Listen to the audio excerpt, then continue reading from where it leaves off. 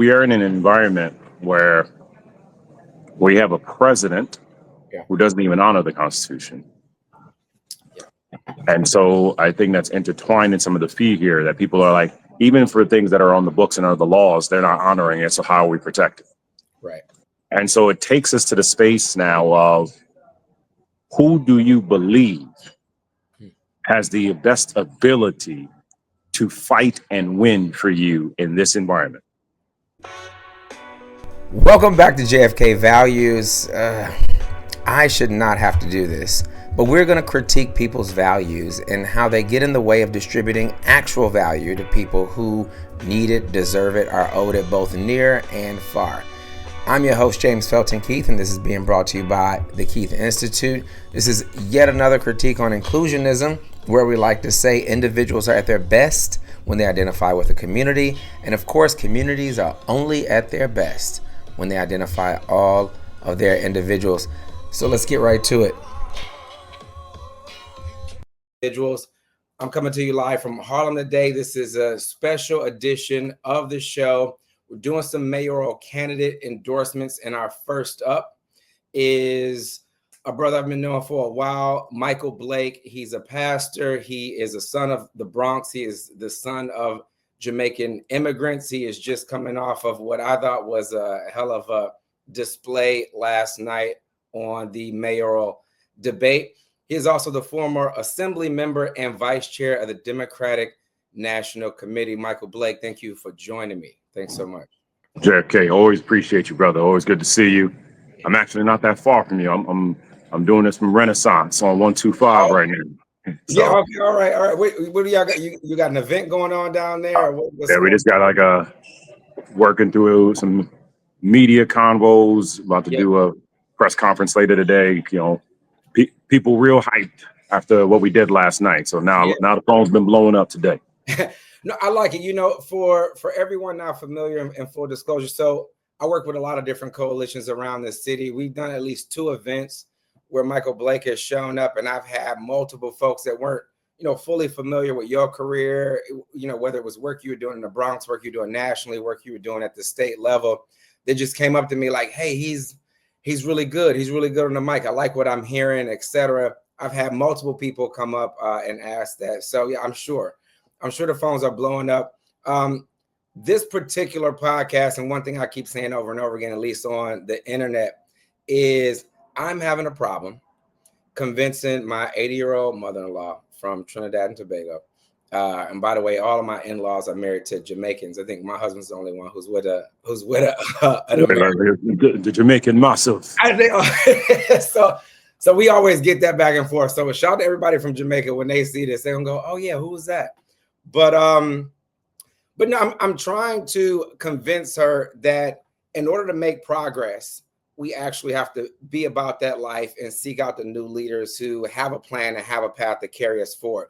One thing I like most about your platform is you're one of only 2 mayoral candidates to talk about guaranteed income or universal basic income directly. I've worked a lot with mayors for guaranteed income over the years, from folks from California to Georgia to North Carolina to here. And I just want to know, what your thoughts are, what your platform is on not just basic income, but economic inclusion in general. Like, where do you see us being able to go as a city and as a leader of this country, this city being bigger than most states? Absolutely. It's impossible for us to talk about the future without reimagining the present economy and what that needs to be. And too often we're ignoring the dynamic of, if more people have more money in their pocket, things are better. Yeah. Like it's really that linear, right? So it's just like, okay, I don't see someone thinking, let me go rob a store if they're doing well. I don't see someone saying I'm gonna stand on the corner if they're doing well. Like, there's just some like linear basic things here. So when we talk through, and as you know, JFK, the guaranteed income, UBI, universal basic income, I've been very heavily focused on guaranteed income in particular from a dynamic of specific elements. First, if we know that half of the country does not have more than $400 in their bank account if an emergency happens, we're essentially creating a scenario where instability is almost automatic. Yeah. And so we passed New York City and voted on, rather, as New Yorkers, to have the true cost of living. It's not been implemented by Mayor Adams. Right. And I said we need a true cost of living so we can understand your totality of your expenses, from childcare to groceries to transportation. Then have a local median income so we actually understand what's happening in your community. And then from there, let's look at the primary expenses that people have, which is housing and childcare. Those are the two largest expenses people endure. Now, obviously, those are the expenses. And I have said that for the individual who has that gap still, why would we not have a guaranteed income pilot to close that gap? I like it. Yeah. It's just like you help people Yeah. with what is being stated as the fundamental expenses.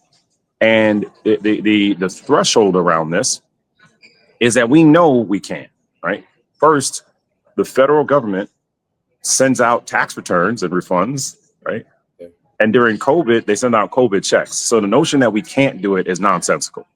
Is that we're choosing not to, right? Yeah. And equally, I think there's a lot of institutionalized racism around this, because the data would show you would overwhelmingly help Black and brown people who have been for centuries deprived. I mean, sometimes we ignore the ramifications of slavery. It didn't just end after 1863 and 1865. It's still present because of what happens thereafter.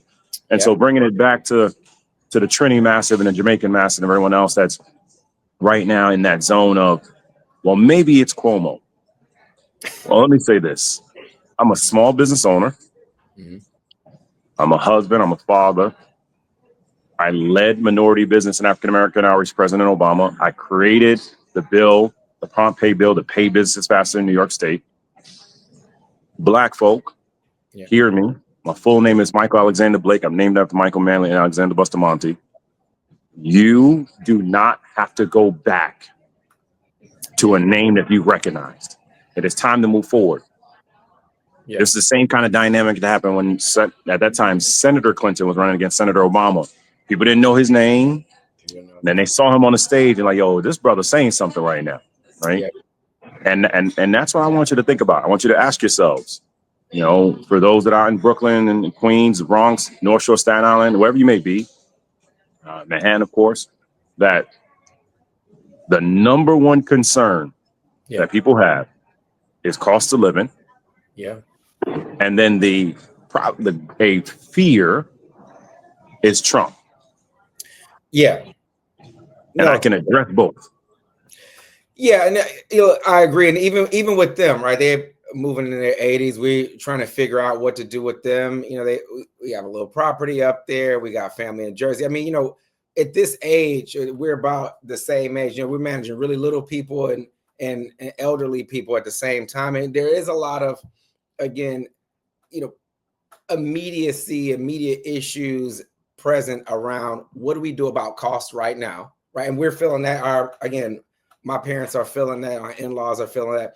I think on the flip side of that, there's that fear, right? And so what I want to remind everybody is that as I do a lot of deliberate equity and inclusion work or diversity, equity, and inclusion work, you know, equity is a choice. And so we have to elect and advocate for leaders who will make that choice on our behalf. Diversity is evident, it's always there.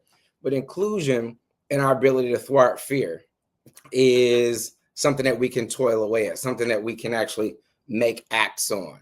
And so I want to move into, on the same ballot last year that a lot of people, not New York, elected the president of the United States on the back of that ballot was Proposition 1 here in New York, which amended the state constitution with what we call the Equal Rights Amendment. And the Equal Rights Amendment, for all better purposes, enshrines diversity, equity, and inclusion in our state constitution.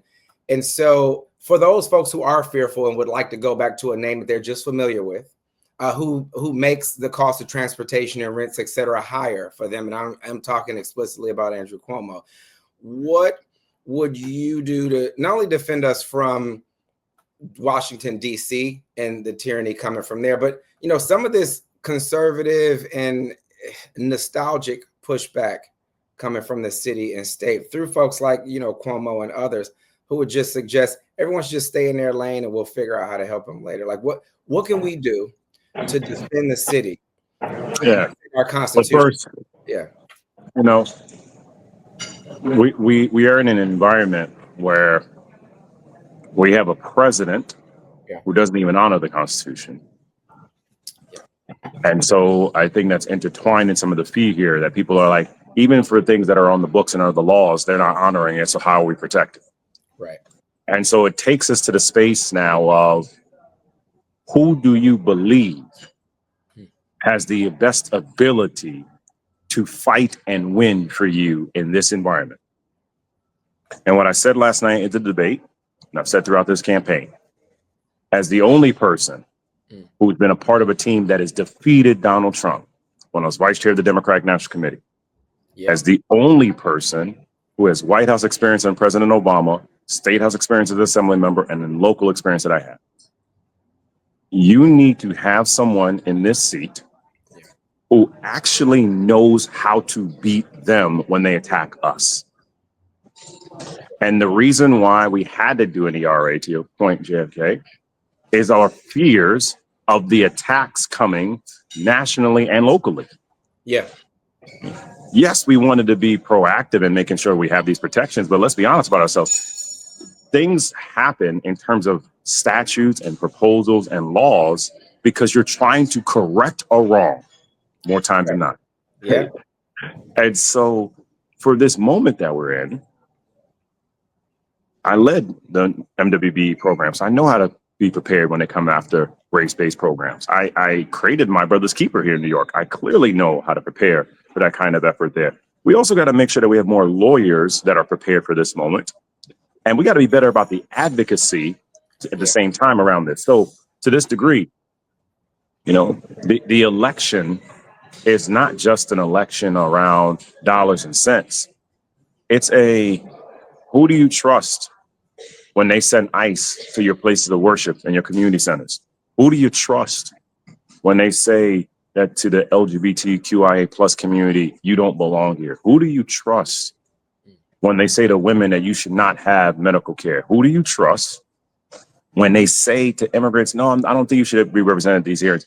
And to the seniors, and recognize this, my mama and I have these conversations regularly where she talks through the fears of, well, what happens if they cut off Social Security? What happens if they do these things, right?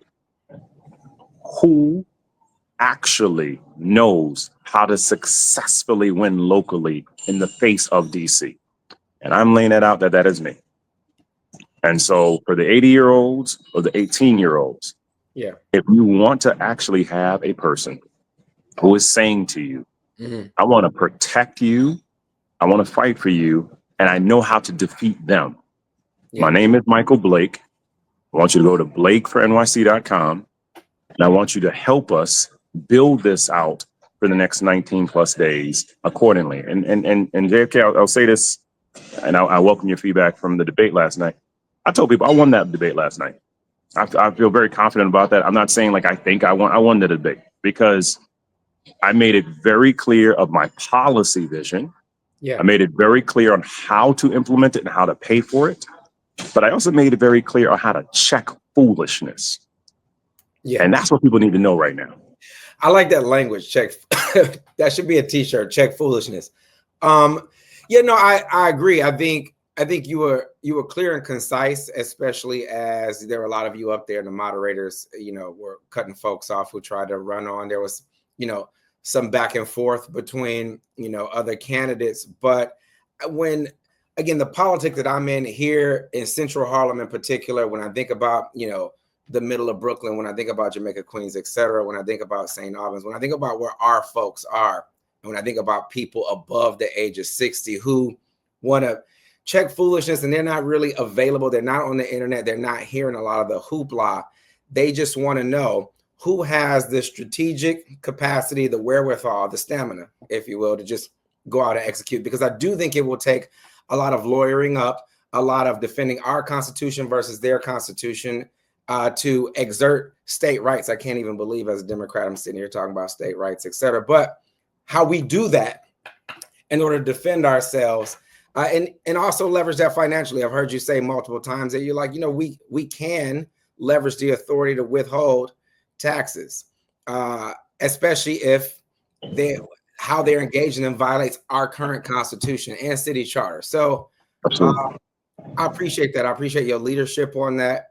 And I know you got a lot to do down there. For everybody listening, you want to go to Blake4FORNYC.com. We're going to be posting the website and a lot more on this brother coming up. It is only 19 days left. And yeah, we wish you the best. Appreciate you, JK, for everything you're doing across the city, across the country. It's noticed, it's recognized, it's honored. And I tell people a lot, we deserve better. Yeah. That's it. Let's end it on that. I think that's what we have to give folks who, again, are not familiar. They're used to the old PR machines. There's leadership available if you're willing to take a risk and have some faith in what's available. So thank you again, brother. We'll Always peace. finish this out soon. All right.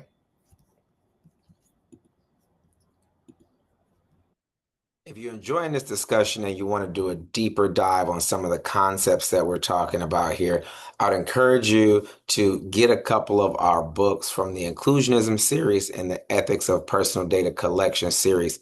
Here are 3 of my latest books. This first one is the Ethics of Personal Data Collection and International Relations. It's a bit of an academic book for IR academics and students. This is a follow-up to that book called Personal Data Collection in a Post-COVID World.